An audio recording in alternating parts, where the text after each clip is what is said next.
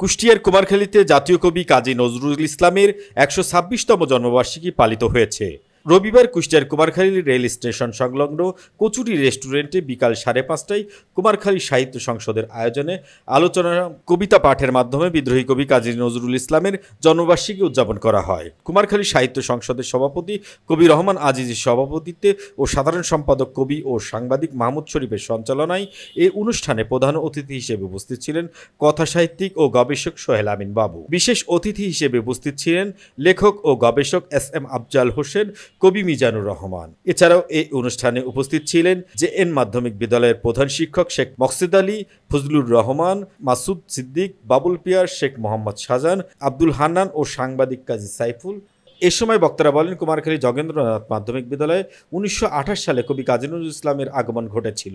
বক্তারা সেই আগমনকে স্মৃতি হিসেবে ধরে রাখতে কুমারখালী যোগেন্দ্রনাথ মাধ্যমিক বিদ্যালয়ে স্মৃতি স্তম্ভ ও নজরুল মঞ্চ স্থাপনের দাবি জানান।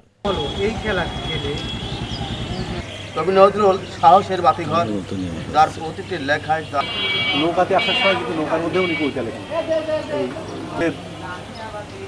পক্ষে ছিলেন।